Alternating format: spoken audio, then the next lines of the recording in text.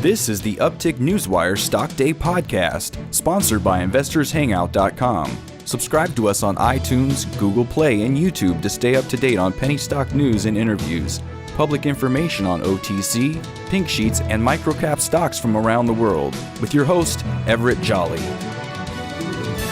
On today's show, I'm bringing you back a returning guest. They were on my show back in May of 2018. We're talking about PCT Ltd.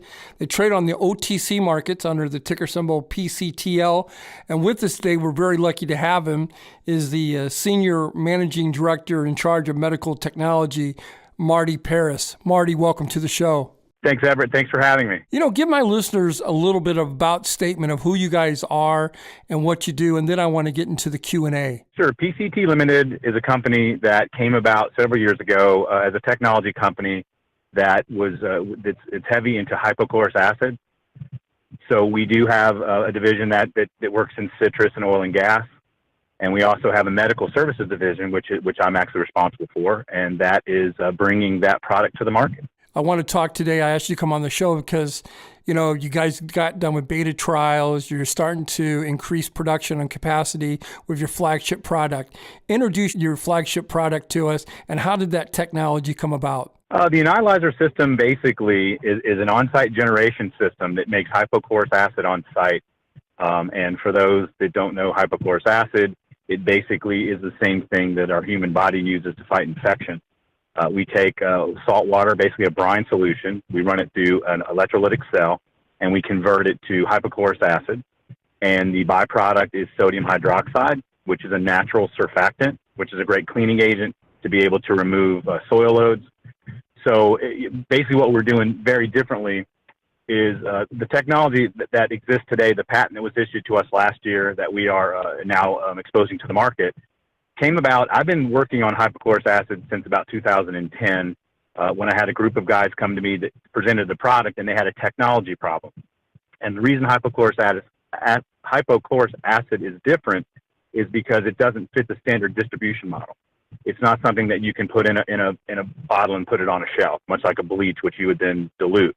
It needs to be used within a certain time frame. So I started working on the system to come up with an RFID tracking system that allowed us to electronically serial code the bottles with an expiration date, which actually gives us the ability to track the life cycle of the product, the useful life cycle.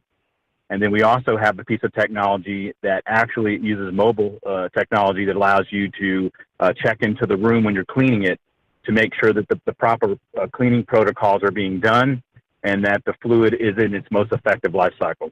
So it's a turnkey system that goes into hospitals that allows us to produce these on site and to do a great job of eliminating infectious disease in hospitals. There are so many problems that I hear on campus with hospitals having not clean facilities. You're saying this product is going to help prevent that. We're talking about $28 to $45 billion a year problem. How does your technology solve this problem? Yeah, what you're referring to is HAIs, and they're healthcare-associated infections. And what we're finding in the hospital environment, we've been using products as long as we've been using things like lead paint and asbestos. I mean, we're using bleach-based products, quaternary ammonia products that really aren't that effective as far as getting, killing the germs. The thing about hypochlorous acid is through a process called phagocytosis. The bacteria cell draws it in as a food source because it's neutral pH, and it destroys the cell from the inside, which means the germ can't become resistant to the kill method. So the reason hypochlorous acid is so effective is that it can be applied in areas with people in there. We do electrostatic spraying, which means we put a charge on the water droplet that it sticks to everything in the room. It allows for a complete clean, and there's no respiratory. You don't have to suit up. You don't have to ventilate the room. You can use this around humans. So basically what we're doing is we're bringing you a very effective tuberculocidal disinfectant that can be used more often, more effectively, and can be applied electrostatically. You've been listening to Marty Paris. He is the Senior Managing Director in charge of Medical Technology with PCT Ltd. They trade on the OTC markets under the ticker symbol PCTL. I was reading about one of your press releases that you guys are just now starting to go into increasing production and capacity. Are you guys pre-rev now? And when do you think you're going to bring that to the marketplace? Yeah, we started our first trial back in October of last year at UNC Hospital in North Carolina with excellent results. Our second location was SUNY in Brooklyn, downstate, which is in Brooklyn, New York. And we've got several more hospitals slated to be installed. So we're through the beta testing process into the actually rollout process. We do have systems in inventory ready to go. And, we're really poised to take this thing and start to ramp it up. And you guys are, like you said, you're through with the proof of concept phase. When do you think you will be in hospitals? Well, we're currently in hospitals. So we're in UNC Hospital in Smithfield, North Carolina. We're going into a second facility of theirs in Clayton. We're in the process of doing an install at SUNY. Those are live installations. And we're in talks with several hospitals about actually going in and doing installations there as well. And how do you plan on marketing this current product of your flagship product? Right now, we have a direct sales force that we're going out and setting up strategic meetings. We also are working through distributor channels that are bringing our product to the market pretty quickly. The good news about our system is hypochlorous acid is known about, but we bring a unique advantage to the fact that our intellectual property allows us to be able to properly use the product in its life cycle. So, 5 years ago, we would go out and explain this to some of the epidemiologists and the EVS directors in these facilities, and it sounded almost too good to be true. It certainly is a disruptive technology. We're coming in from a completely different angle. And I like to tell people we're kind of like the Uber of the chemical business where, you take Uber, who came into the transportation business without any transportation vehicles whatsoever and really kind of changed the way the model is done. We're going to do the same thing with hospital disinfection. This approach to the market's never been done before. So we feel like, being successful and ramping up is going to be just as good as our results. I think we'll get a lot of referrals and just being out to go out and tell the story and the success that we're having. This problem is anywhere from a $20 billion to a $45 billion problem.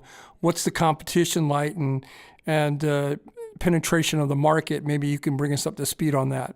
Yeah, the big thing about HAIs is the insurance companies they were covering that for a while, but there's been new legislation that's coming around that basically, if you go into a hospital facility and you get sick with something that you didn't go in with, it becomes a hospital problem.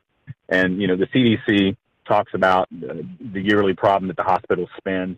So we see our technology really not only as a replacement technology to a better way to disinfect, but also by reducing liabilities in those hospitals, because the reporting system and the accountability that it brings forth, that we think we're going to save them money, not only from liability insurance, but also the fact that they'll have less HAIs if not eliminate HAIs.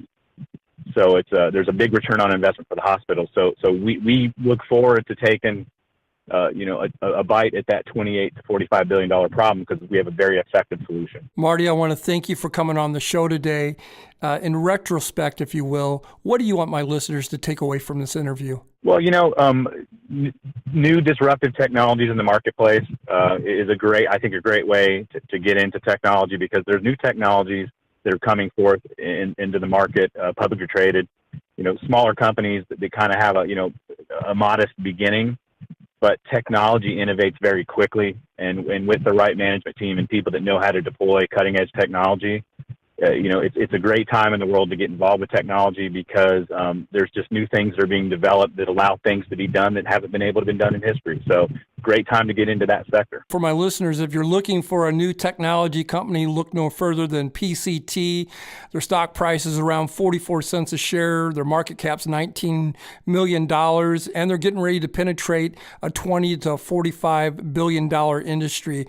Marty, in closing, is there anything that we didn't get a chance to touch upon that you would like to illustrate to my listeners? No, I thank you for your time, and would be glad to answer any questions if we ever want to talk in the future, but I appreciate the opportunity to come on and talk about our technology. There you have it. PCT, take a look at it.